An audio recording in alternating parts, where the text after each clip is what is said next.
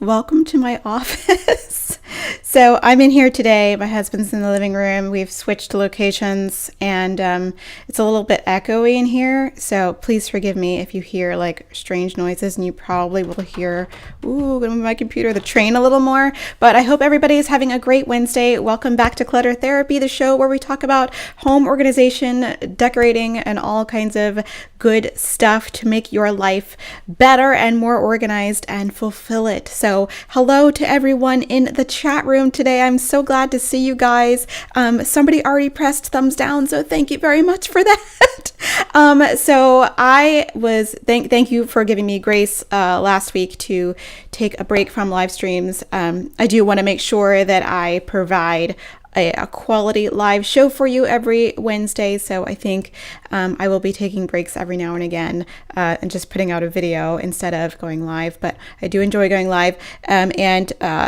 Shout out to the members here in the stream. They are the people with the little houses next to their names. Thank you very much. If you are interested in supporting the stream financially with your wallets and your coins, you can sign up. I don't have the link with me in the description right now, but if that is what the join button is for, you can support my creation and the channel for as little as I think it's $2.99 a month is the lowest price point. So little plug there.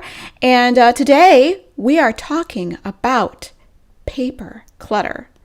Hello, Marielle and Dylan from Connecticut. I know that some of you have been very excited about this show, and I'm going to tell you again, honestly speaking, as a professional organizer, I do not appreciate and love when there is too much paper in the universe.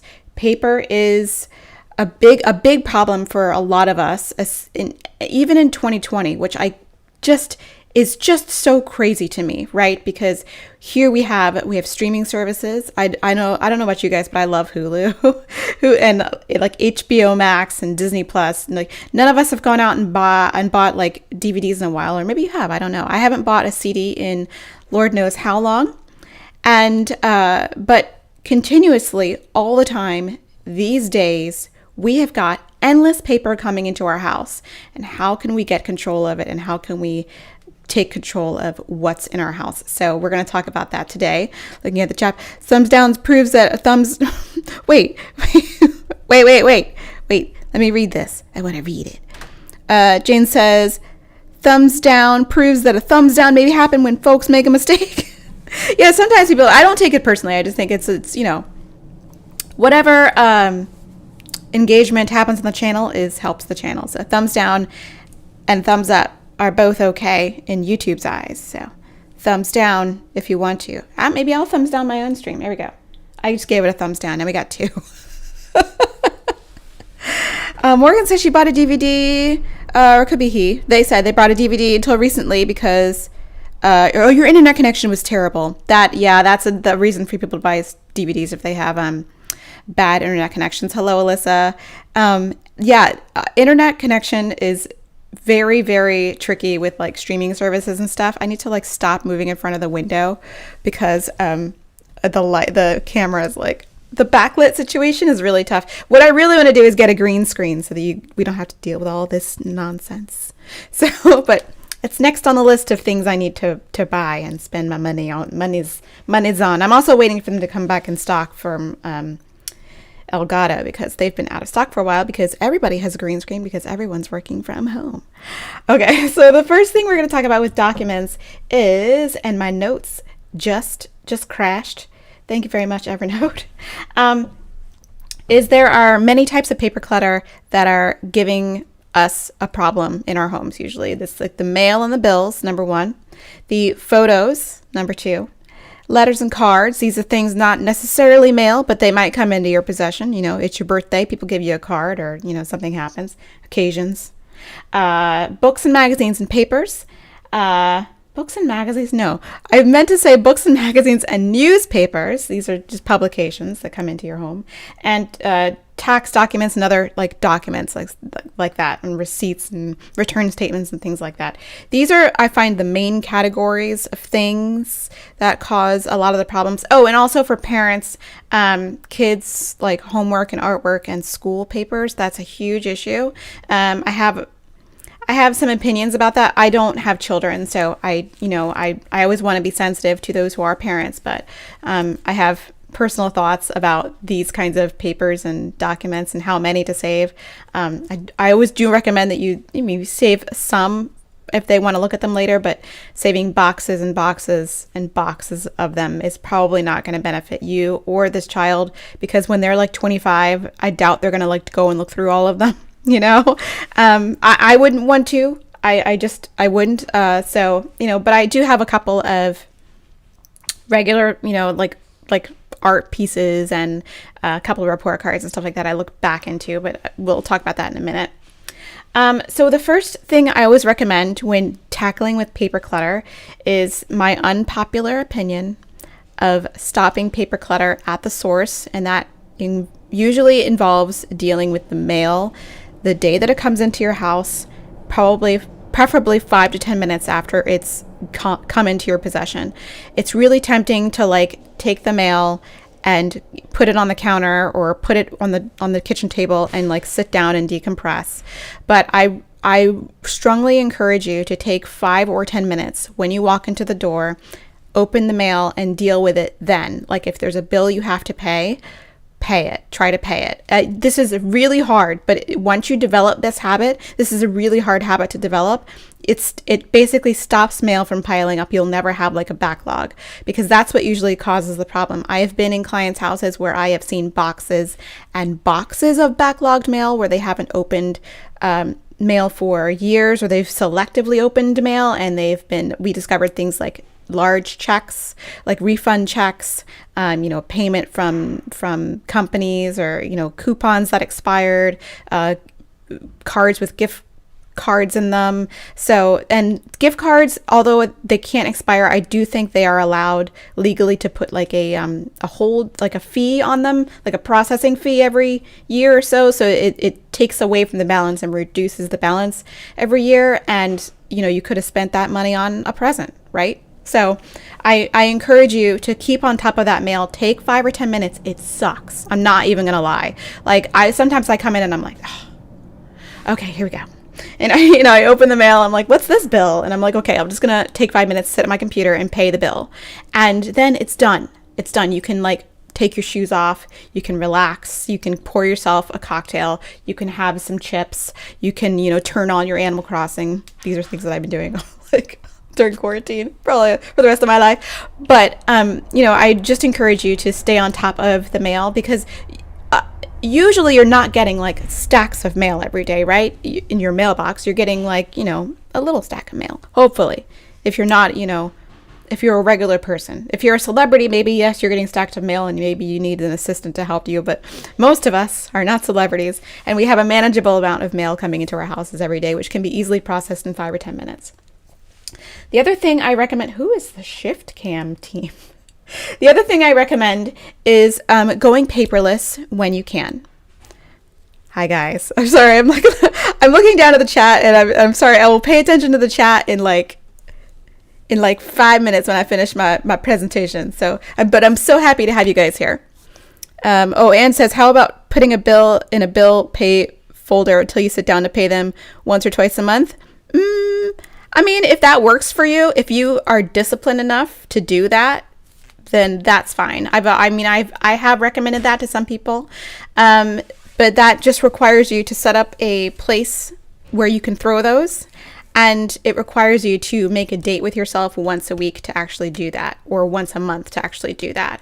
I think once a month is too seldom. I think every 2 weeks is maybe more manageable, because I feel like you might miss some payment deadlines if you just sit down once a month and do it. I would check in more regularly than that, but that works for some people. I find that putting it off, because I am going to admit to you that I'm a procrastinator, and I find that putting it off it creates more anxiety for me than it's worth to me when I go around to pay. If I just pay it at the time I receive it, if I'm able to, it takes a burden off my shoulders and makes my day so much better. So if that works for you, then that's great. And I have suggested that, but usually what I suggest is they just deal with it and wash your hands of it. The next suggestion I have to deal with stopping at the source is go paperless where you can. Most of the time, most companies will appreciate you if you ask them to stop sending you a physical bill. You can set up a separate account that is just for receiving bills, receipts, like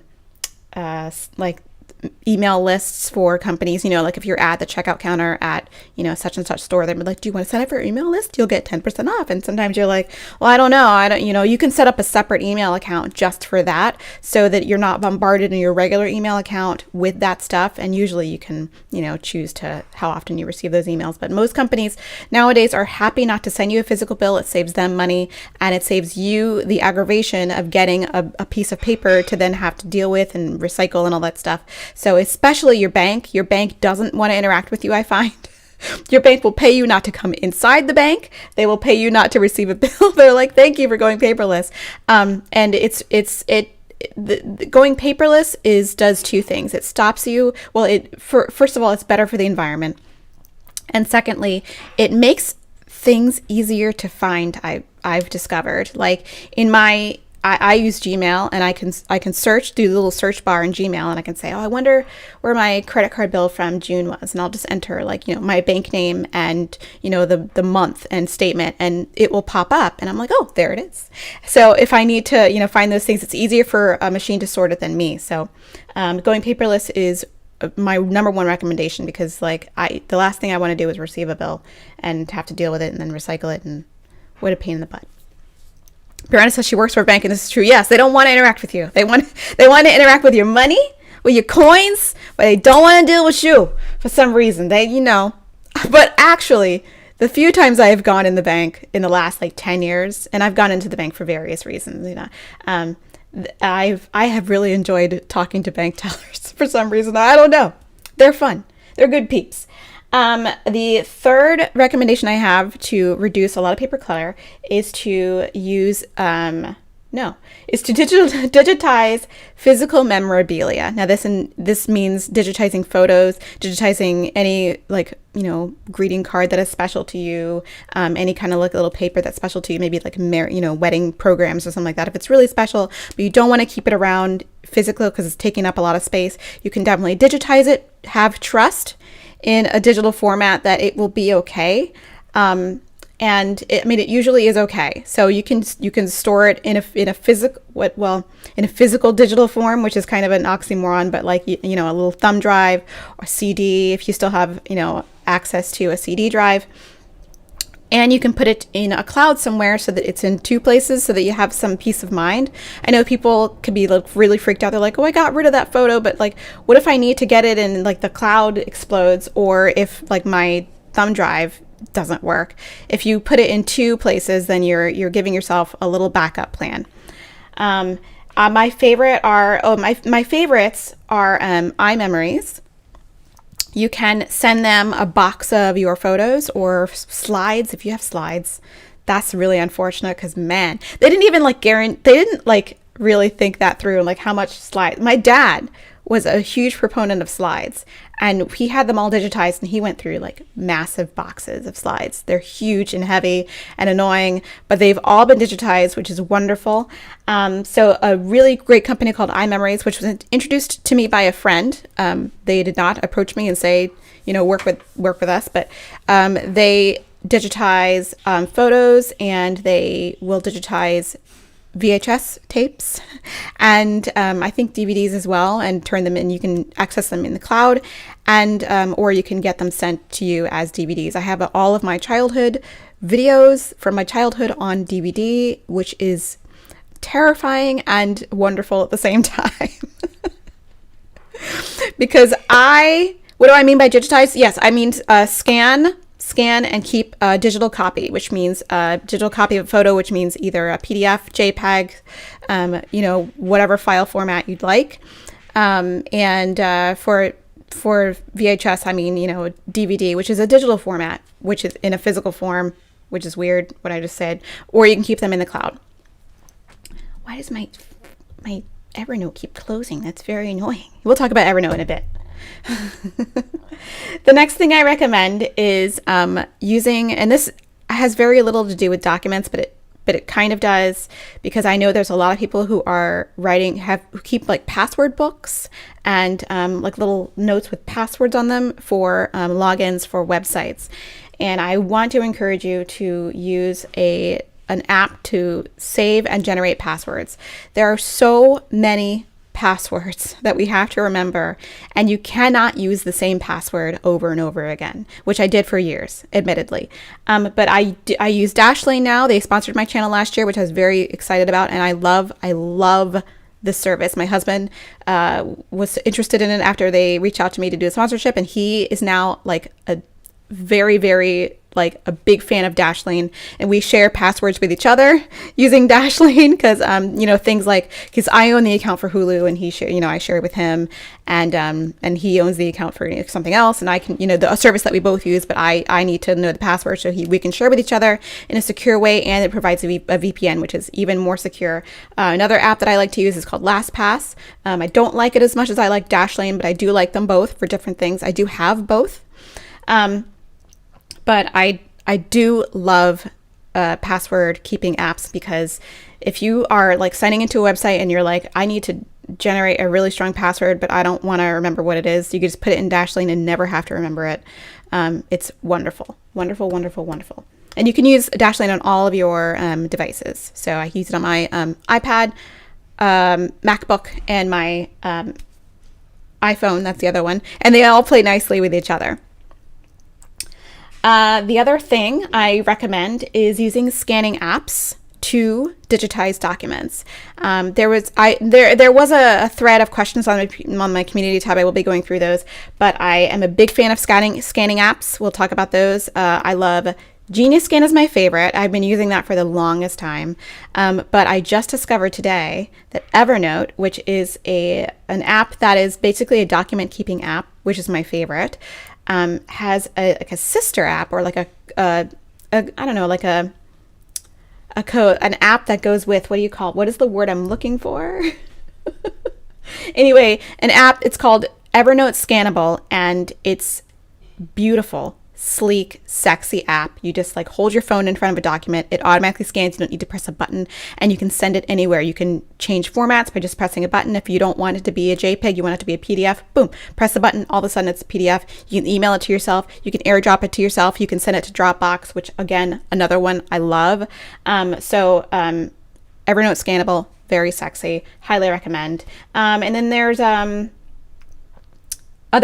apps I recommend for containing some of that scanned stuff. Is my number one is Evernote. I love Evernote because I have companion app. Thank you, Brianna.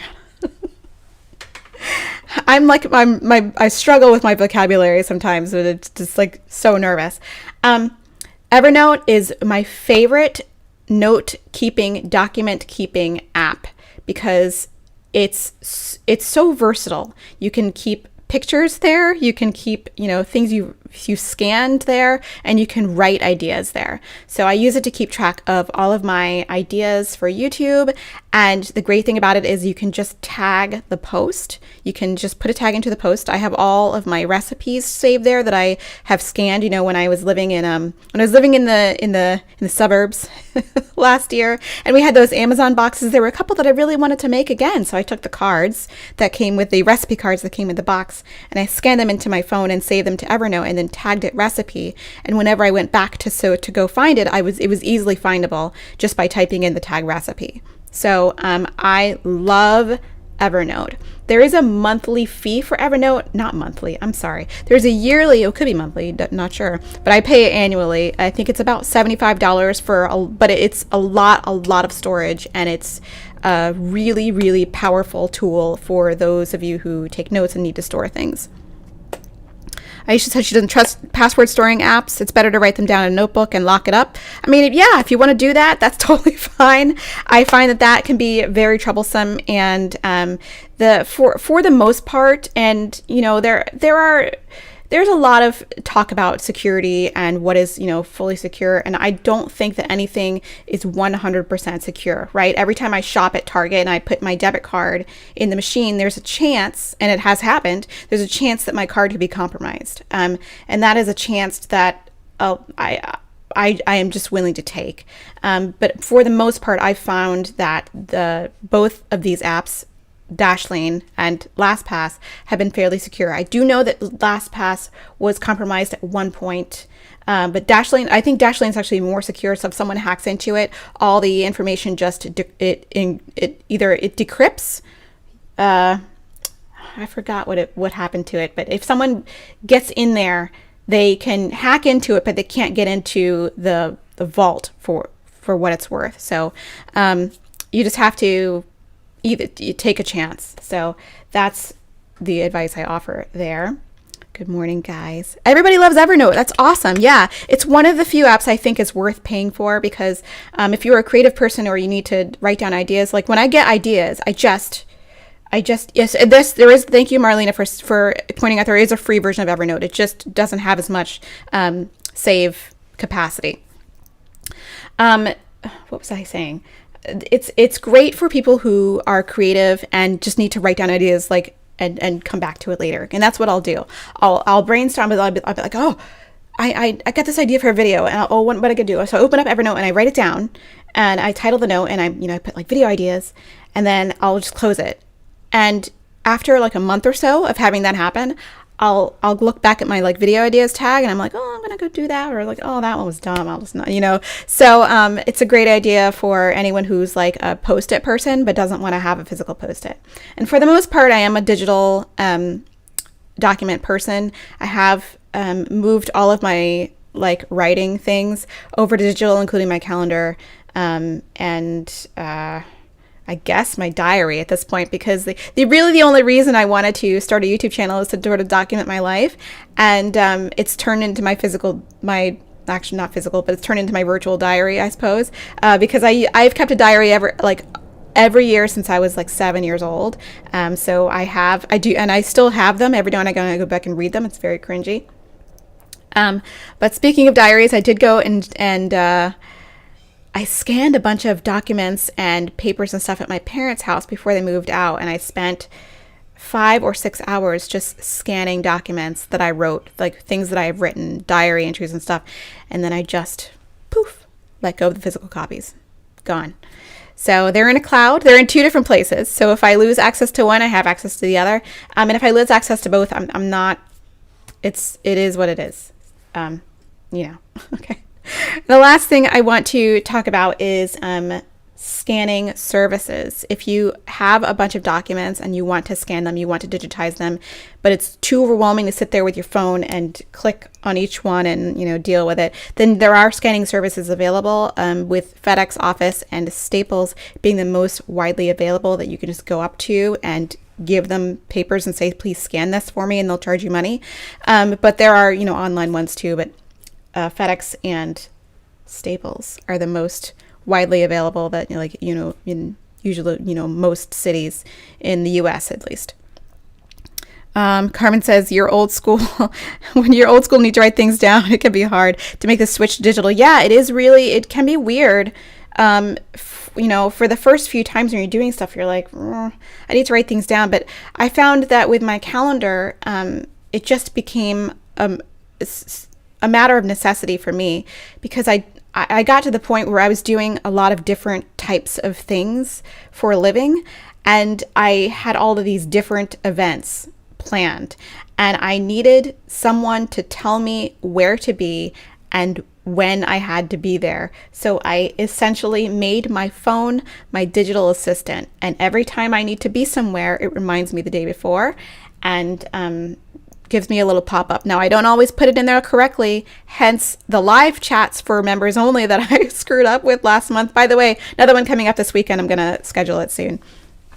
But I usually, 9 times out of 10, I'm usually good about looking at that notification and being like, oh my gosh, I have a meeting with such and such person tomorrow. So, and the good thing about Zoom meetings actually is they pop up in your calendar if you accept yes, which is fantastic, because man, I would have missed so many Zoom calls if no one had, actually invited me. So, and there are likely 3 kinds of filing you're going to need to do in your house. With, if you're like a regular normal person, right? You're not a corporation, you're not a celebrity, you're not a business, right? So there's going to be active files, and these are files you're going to be dealing with for a limited amount of time. There are permanent files. These are things you're going to keep physical copies of forever. And there are just things you need to shred and recycle. So I get a lot of questions about things that you need to keep forever, and there's a list of things. It is basically I'm going to read the list off. Anything related to state and federal matters, including certifications, licenses, deeds, marriage licenses, divorce certificates, birth certificates, death certificates, wills, adoption papers, or records of paid mortgages. Making a long story short is the documents that you will have to jump through many hoops through to get another copy of. Like if you lose your marriage certificate, you're going to have to jump through many hoops to get another one, right? So anything that requires you to stand in an office line in the government to get in, it's the notary, the whole thing, stamp, save those forever, right? But there's a lot of room for transient documents in your life, right? Stuff that you really don't need to keep. If you are a regular person, Brianna says I've had companies lose my payment records before. That's a pain in the butt. That's a pain in the butt. If you are not sure whether or not you need to keep something for tax purposes, for insurance purposes, for legal purposes, then you need to consult your legal representative or whoever is potentially going to need to collect that item, like your insurance company, bank, hospital, things like that. You need to consult them, because if they may tell you need to keep it for, ever. They may need to tell you might need to get you don't have to keep it at all. You can just shred it. They may tell you need to keep it for a limited amount of time, say 3 years, 7 years, such as tax returns. I think technically tax returns you only need to keep for like 3 years, but standard practice now is 7 years, because I think that 3 years is like the end of the period statute of limitations where they can audit you. Is that true? I don't know. I am not like a tax attorney. I don't know, but that's word on the street. But again, always consult the person, either somebody who is going to be collecting this information, or a legal representative, or insurance company, something like that. Or if you're a business, your tax person. Aisha says they require physical, not PDF, in most government offices. Yeah. If you the last thing you want to be doing is standing in a government office and trying to get stuff. I know, because at one point I was married before. I changed my name and then I changed it back, and what a pain in the bootay to go and do that. So when I got remarried, I told myself I would not change my name again, but sometimes I get tempted because my husband has a great last name. Anything that you had to jump through massive hoops for to get another copy of is something you want to keep forever. Definitely. Oh my goodness. Office lines in government buildings it's like this seventh circle of HE double hockey sticks. It's really bad. It's really, really bad. Also, side note, I went, here we have a subway system called the T. It's short for the MBTA, and they started issuing, because when I first moved here, they just gave us little tokens to put in the place so you can get your train. But then they switched over to these Charlie cards, like a little card you can scan. It's not even a card you insert. It's like one you can scan. You can boop, put it right on the receiver and be admitted to the train. But I didn't know, and no one knows this. Well, maybe people know now, but they actually expire. They expire. So one day I was getting on the bus and I went boop, and the guy was like, cards, and it said card expired. And I was like, excuse me? Why would a Charlie card expire? I miss MBTA tokens too, Boston Writer Girl. I still have some T tokens. So I had to go. Yes, it's a Charlie cat. I had to go to the MBTA office at South State. Was it South Station? I think it might have been Downtown Crossing. It was a Downtown Crossing. I had to go to the MBTA office, and it was the most dreadful place on earth. And I mean, they issued me a new card, but I had to wait there. It was like being at the RMV. I had to wait, take a number, wait there. And there were these two women sitting next to me, and I had no makeup on. I was sweaty. I was angry, and I took a picture of myself like this, like looking really mad. And these two women were also in the picture, looking very mad, like unintentionally. And I put it on Facebook, and every time it comes up in my memories, it makes me like bowl over with laughter. It's the funniest picture, because it's like me at the Charlie card store being like, why am I here? But oh my gosh. Karen says probably expire so they can keep your money. Babs, yeah, the cards expire. Oh, the New York cards expire. The cards expire here too, but you can transfer the balance. But like, you had to go down to the office to do that. Why? Because you can't just buy a new Charlie card and then transfer the balance on it. Well, at the time in 2014, you couldn't do this, and you couldn't just like do that. But you had to go to the Charlie card office. Like, what? So that's a fun story. Anyway, getting back to the situation at hand, I did receive some cuestiones, some preguntas, at on the community tab, and we'll just go through. Oh, by the way, I want to make sure that when you are shredding items, that you shred items that contain your personal identifying information for your personal safety. I was lazy and scanned a screenshot from a video I produced about 3 years ago about what this was, but it's basically everything that can identify who you are. And these are like, you know, basically the main list of items, but you basically want to, anytime you get a magazine and it has your address on it, you want to shred that page with the address on it. You don't want your personal identifying information out there, so always shred these items. Everything else that just contains information, like if a credit card company sends you an offer, you want to shred the offer part that has your name and stuff, but the like information portion you can throw in the garbage and it's fine. It's not, you know, it is not personal to you. So the first question we had on the community tab was from Sparkling Silver Curls. On the topic of digital files, how do you start with converting everything to digital? What hardware and software do you use? So I'm going to answer this. I do use my iPhone and I use Genius Scan and Evernote, basically. I do have some stuff on Google Drive as well, and Dropbox, but those are better for business purposes. Google Drive in particular, and Evernote is great for dealing with other people because it's so easily shared with other people.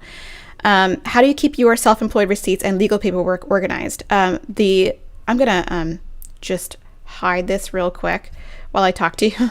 So the stuff with my business, I do use QuickBooks. If you're really curious, QuickBooks is great for entrepreneurs because you can keep track of all your stuff. And I do digitize stuff in QuickBooks. The QuickBooks app that is for my iPhone is fantastic. So when I get a receipt and I want to add it to my expenses, I'll scan it and, you know, come up with, you know, my explanation and then put it in QuickBooks. I also, what was the other question you had there? Oh, legal paperwork. I don't have much legal paperwork. I mean, I have legal paperwork, you know, for my business and some other things, but I mean, I don't really have that much. So I keep it with my permanent filing, which is a very small box, by the way, permanent filing. When do you let go of books and sheet music? When you feel like you need to. That's basically my answer to that question. I still have physical sheet music. It's mostly stuff that I had in college or that is harder to find. There's some obscure sheet music, and sometimes it is nice to have physical copies, but nowadays, as a working musician, I try not to collect physical copies of music because it's just really burdensome, both on my person and like mentally, to have so much like physical copies of music. And luckily, a lot of the times, opera companies and all that stuff will offer me a digital score, which is fantastic. I can just like take my iPad and work it out. And what's great about programs like Fourscore is you can annotate right on there, and you don't have to, and you can, it's fabulous. And you don't have to like go through the whole rigmarole. And I don't know if you guys know this. So opera companies and orchestras will, if they're doing a production, they will rent a whole bunch of scores, right, from a publisher. They will rent them and send them in a bunch of boxes. And then we get them all, the performers, to learn from. And we may, you know, make markings in our score, annotate, you know, take a breath here, you know, crescendo here. And at the end of the production, you have to erase them all. So there would be people scrambling in their costumes backstage with their erasers, just going to town, like trying to, like on the last day of performance, like just erasing the mark. It's a show, and I'm so glad I don't have to do that very often anymore, because that was, although, I mean, it's the end of an era, you know, frankly. There's no more erasing parties. There was a couple more questions here. I guess that was the last question. Thank you, Sparkling Silver Curls. I love that username. Love it. Brianna with one N. That's what I'm going to call you from now on. It's Brianna with one N. I'd like to hear you organize digital documents too. I think we talked about this. Oh, the stack of hard drives for YouTube. So over here, I have a stack. This is only two. I have a stack of hard drives. These are this is my YouTube channel. Unfortunately, that is the only way I can back up those files, and they are a little burdensome, but that's just the way it is. I wish they were smaller, frankly. They are backed up to TubeBuddy somehow also, but I'm not really sure how that works. So in case like YouTube like craps the bed, I guess they're backed up onto there, but I do. That's how I organize those digital documents. And I have a bunch of files on my computer that are specific to the YouTube channel and specific to my other jobs as well. And I keep them separated because it's so hard to find everything on your computer, right? But I do go through and edit that information about like once a week, or even every few days. I go and like delete things. Like I delete pictures all the time. I delete documents I wrote but don't need anymore. I just want to keep it all clean because the computer can get really crazy really fast. And maybe we'll do a separate video about organizing your computer stuff. But like, oh my gosh, Alyssa knows. She knows what it's like to erase markings at the very end of your production period. Oh my gosh. Like, can we not sit there for like 10 minutes and just erasing markings? It's the worst. It's the worst. Thank you very much. Terry says she, and there were a lot of great answers actually in, let's see. Yes, WDs are it. If you like it, I'm sorry, let's go. I'm sorry, I'm interacting with the chat and doing the comments here. WDs are it. If you Seagate, copy over it. Yes, Seagate sucks. I've heard. WD is the way to go. I only use WD hard drives. That's what these are. So there's a little WD on there. I got one. My latest one I got is 4 terabytes. Yikes. But I need 4 terabytes. WD is the brand name of hard drive that I like to save things on because they work really well. They're called My Passport. But my last one I bought is 4 terabytes, and it's a beast. So I think I'm only going to buy like 3 or 4 terabytes from now on. Oh, you got Seagate? you might well back it up. Let's see. Oh, it's a volunteer job for parents in my children's choir to erase markings. Ew. I mean, maybe it's fun sometimes to sit there and just erase all the markings. What? Oh, it stands for Western Digital. I didn't know that. But the erasing markings party, it was not a party I wanted to go to, like, at all. I'm telling you. Like, because it was always like when you're in your costume backstage and you're like relishing in the fact that it's your final. It's the end of the performance run and you've had a good time. Maybe you've had like a really great couple of moments on stage, and then they come around and they're like, we're collecting scores, so just erase all your markings and put them in the box. And we're like, no, no. Okay. So Terry asked, and I was going to say, there are a lot of good questions answered in the thread. So she got a lot of great answers to this question before I even got to it. So she asked, I inherited boxes and boxes of physical photos from my parents' old photo albums, loose photos, stacks of photos in envelopes and containers. Where do I even start with organizing it and into something? Well, you know what? I'm gonna send you over to iMemories. I wish I had some sort of affiliate code I could give you or something, but I don't. But I just think their service is fantastic. They send them they will send you a very a nice box to send them in. I think they'll charge like $15 for the box, and you send it to them, and they'll send it back to you in a nice digital form. You may need to do some cursory organizing before you send them to. You can't just, if you send them a bunch of photos, they're not going to be able to categorize them for you. They'll send them all back digitally, but if you want to organize them beforehand and, let them know what the categories are, I think they can do that for you. So definitely iMemories. For sure. All right. D. Handling paper when I have ADHD. There's a paper on every floor of my house, in almost every room. I'm drowning. D. Oh my gosh. Well, disclaimer, I am not a therapist. I'm not a doctor. But I do work with a lot of people with ADHD, and I do know a lot of people with ADHD, and I know that a problem for people with ADHD is staying focused. But on the contrary, some people can become hyper focused as well, which means they keep doing things for a long time, and everything around them sort of disappears. And a lot of people with ADHD can be focused on micro categorizing. Like, I'll be with somebody and they have this bill from, June, and it's a medical bill. We're like, well, this is the medical bill from June of 2016. So I'm going to put it here. And they're like, well, this is the medical bill from August of 2016. So let's make that a separate category. And I'm like, no. They're both medical bills, so keep it broad. So I want to encourage you to start with a very small, manageable pile or corner, and set a time limit for yourself, because I feel like it's going to help you to set some limits so that you have a finite of time to focus, and deal with, like, grab a small stack and deal with those papers.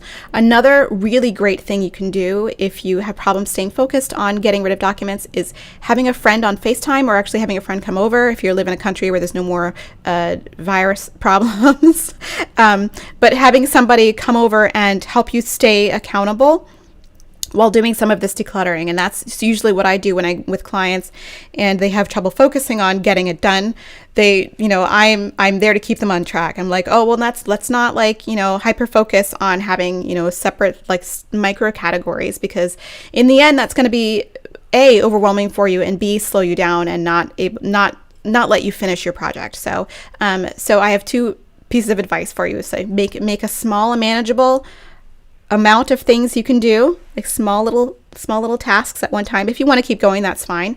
But I would recruit somebody to keep you company while you're doing it, and make sure that person is comfortable with being responsible to help you keep on task. So that is the advice that I have for you. I hope that helps. Miss Mackenzie, how to organize medical and tax documents, what to keep, what to shred, etc. So I'm going to reiterate. So if you are concerned about what to keep and what to shred, and it's a medical or tax document or any other important document, I definitely want to encourage you to consult with whoever you feel like might be collecting this item, your insurance company, your tax preparer, your legal counsel, anybody who you feel like is going to want to collect that item from you or is going to need it. The government, in some cases, you want to consult with them. Consult with more than one person to see if you need to actually keep a physical copy of that document. Otherwise, I always recommend people keep a place where they have permanent files if they need to keep them. And then the active files, those are things you only keep for, a certain amount of time. So I do count tax documents and medical documents as documents you are probably transient. But again, consult whoever is going to be needing to collect them from you at the end of the day. eSeason asks, do you save old photos and negatives? I personally, physical photos. I do have some. I have some that I have put in my, I have a scrapbook diary that when I have important things happen to me or special things and memories, I will take it and glue it or tape it to the page and write something that I remember about that time. And if I want to go back and revisit that memory, then my memory of the time is there. My thoughts are there, and the physical picture is there. And it just makes them a little more, it enhances the experience of reliving it a little more, because you've got your own thoughts there and you've got, the picture there, and it just makes it really special. And it's a nice keepsake for, those who may find it after you have left this earth. So, but I don't keep a lot of old photos because there's just it's just a lot of physical clutter to me. And I do love those digital photo frames. I'm going to be totally frank with you guys and say that I don't often do gifting campaigns, and those are campaigns where companies will send you a product and not compensate you for talking about it. But I do gifting campaigns if the product is really cool or I feel like it's a really great benefit for you guys. And the two photo frame companies that sent me their product. I think a couple of years ago, I really, really liked their Skylight frame and Nix Play, and they are fantastic. Skylight is a wonderful digital frame where you can like actually send photos to a person's frame if you have their frame email address. So if I'm a parent, I give one to my parents, and if I have my cute photo of my dog, I can like send it to them, and it pops up on their frame, in another state, and they can enjoy it. And it's just a really great thing to have, and it cycles through either a group of photos or all of your photos, and it's just a really wonderful space saving thing to enhance it enhances your environment, and it keeps you from keeping all that photo clutter. So that is my answer to that. I just want to address Aisha really quick. I'm sorry, I keep flipping. I have a mirror image flip on one of my scenes, and I didn't do it to the rest of my scenes.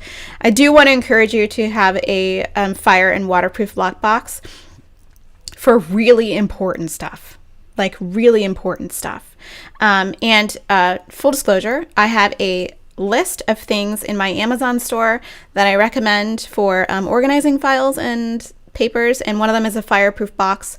So you can go and buy it on my Amazon store. It's an affiliate store, just full disclosure, so I earn a little kickback at no cost to you. So, Jennifer, what is the best way to separate work from home, especially when you work at home? Also, what is recommended for how you organize digital storage? I think I answered that. Separate work from home. Separate work from home in terms of papers. I actually have one file. I just made that bigger by accident. I have one permanent filing of files, and some of it's actually active files, like stuff I can get rid of after a while. But I have one for my business, and it's just because I don't keep a lot of other documents as well. So I keep. You guys saw how many papers I had in my permanent filing. It wasn't very much. The box was like this big. I could pull it down right now, but it would probably make a bunch of noise, and I don't want to do that. But it was in my last video, the how to declutter video. But that is, I just have a separate section for my business.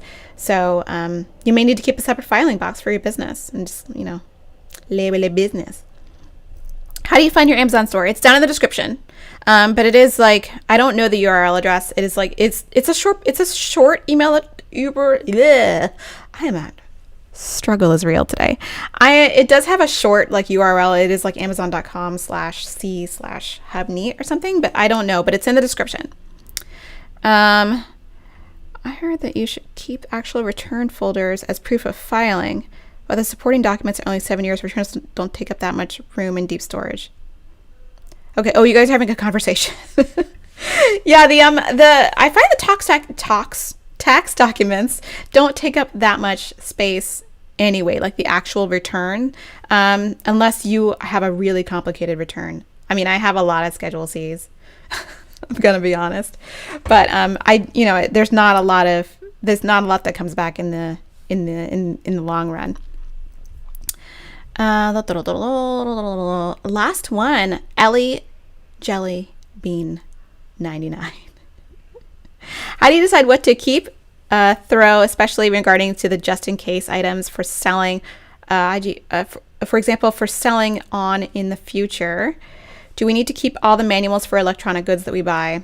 So I'll address your first question. If you have a just in case question, I think you need to go back and ask yourself, what is the just in case scenario and how likely is that to happen? If you plan on selling an item, I don't think you need to keep the receipt that went with it unless it's a very large item, like maybe a car.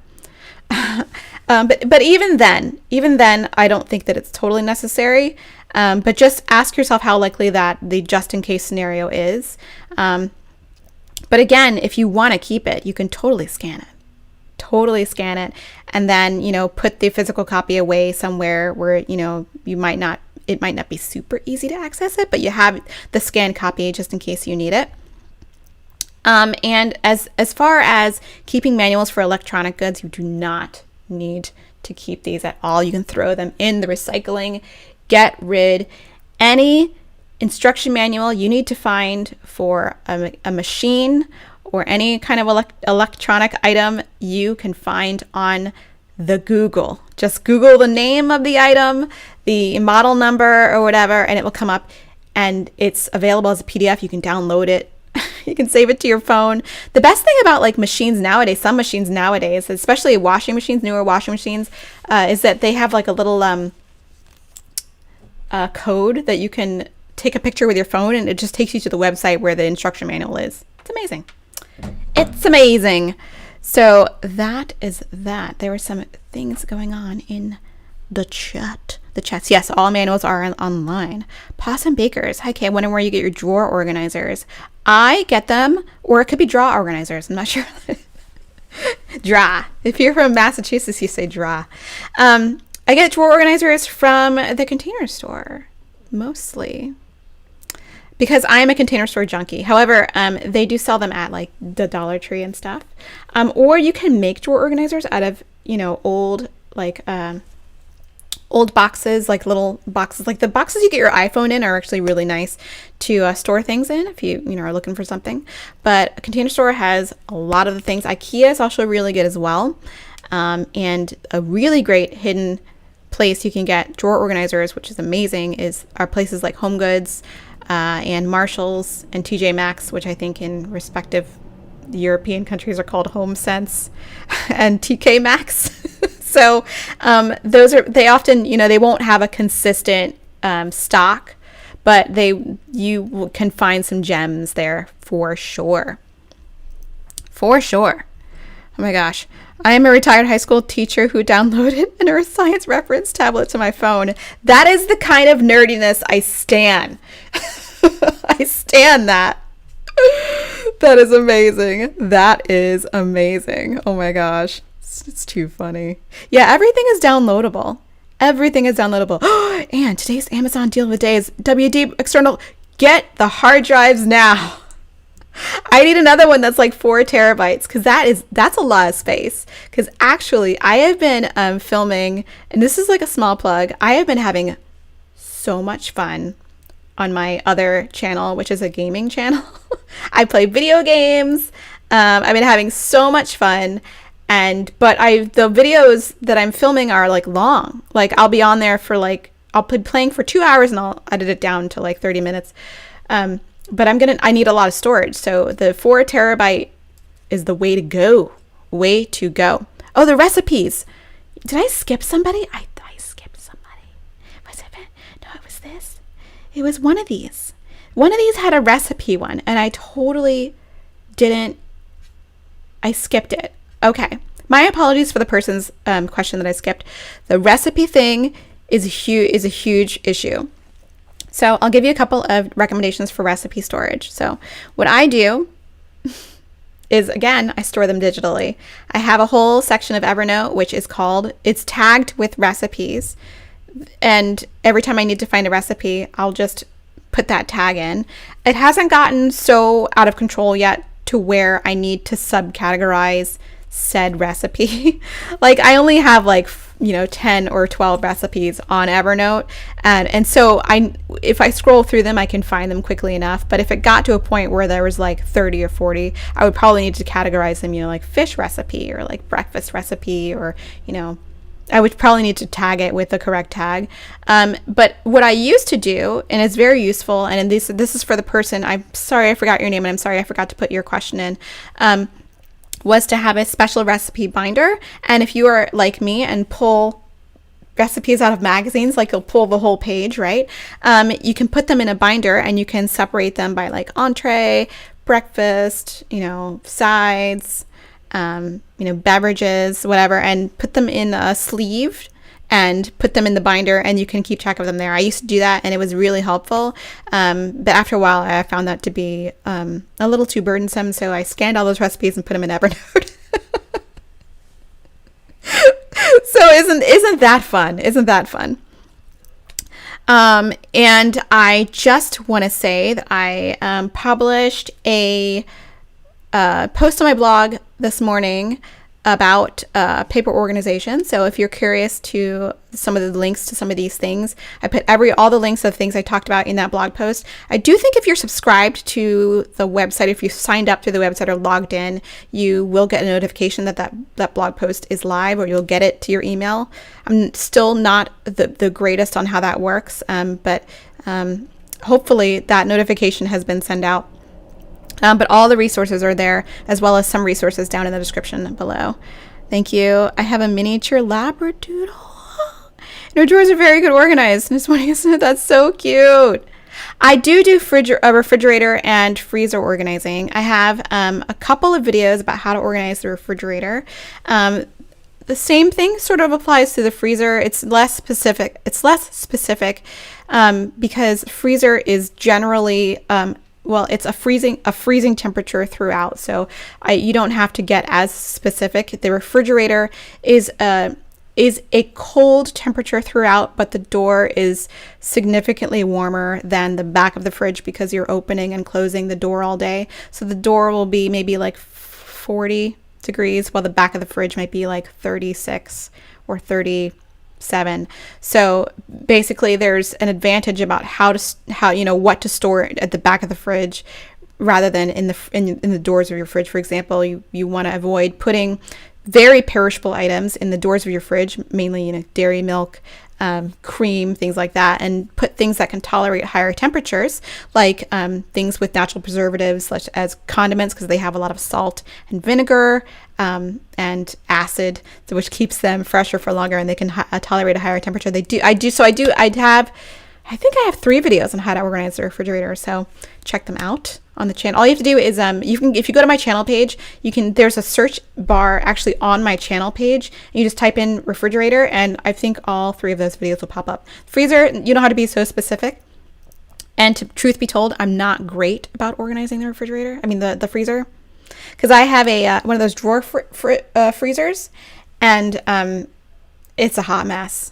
I do want to organize it, but it's going to cost some money. So I think I'm going to wait a while until I can afford to organize it, because it involves buying stasher bags. Any thoughts on eCloth? eCloth is a brand of microfiber cloth. So I love microfiber cloths, but I have no preference towards. I haven't personally used eCloth, but I do know that not all microfiber cloths are created equal. But I do like microfiber cloths. I am now brand loyal to Makers Clean.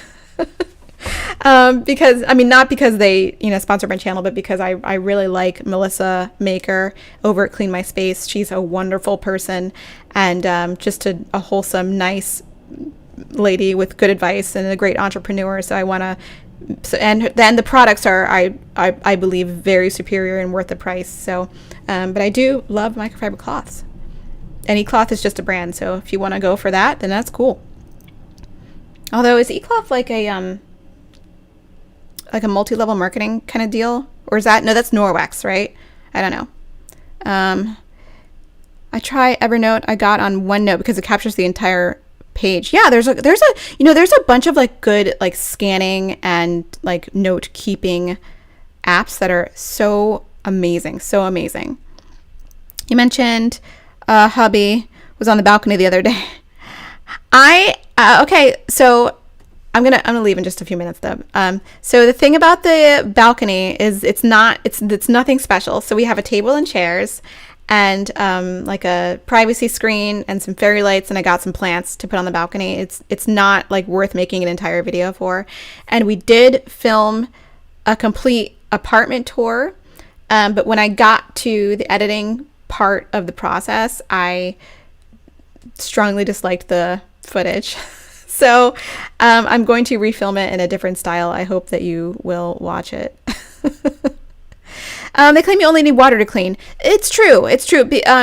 You can use cleaner with it. And we're talking about microfiber cloths. You do only need, but you can only use water and get things really clean. And that is because the microfibers that the cloth is made from and the microfiber is actually plastic, if you didn't know. Microfiber is a very, very fine weave of plastic, like much, much, much more fine than a human hair. So it it's got a structure in which it will actually like trap molecules inside, and it will stay with the cloth. So that is why it cleans so well. It just is, it leaches out into the washing machine when you wash it. So please wash microfiber bags in a wash bag that will collect those fibers, because they end up in the oceans and rivers, and then the fish eat them, and then you eat them. All that stuff. I have been shopping for my dog and organized and realized it's too much stuff. How can I stop? You know what? I can relate to this, Claudia. I can relate, because it's so cute when you bring them home like a new toy and they love it. It's like so cute. But at some point you got to stop. And you got to go through and declutter pets toys. And if you're doing the Simplify in July challenge that I mentioned a couple weeks ago, one of those days is pet items. So go through and declutter the pet items, and then then you can make room for buying new adorable things. New adorable things. Okay, you guys, my voice is starting to get tired, and I have more editing to do, and I also have some actual work I need to do. But I have enjoyed talking to you guys about paper. I hope that we can keep the conversation going in the comments. If you have more questions, just leave them down in the comments. And if you want to check out my blog, go to organizedsoprano.com with theorganizedsoprano.com, and it is there for you to read and enjoy and relish in it. So I hope you guys are having a great week, and I will see you next week. I haven't scheduled the show for next week, so I don't know what we're going to do, but I will come up with something and hopefully publish by the end of the week. All right, you guys. I hope you're having a great morning, great evening, great afternoon, wherever you are. And I'll see you in the next one. Bye.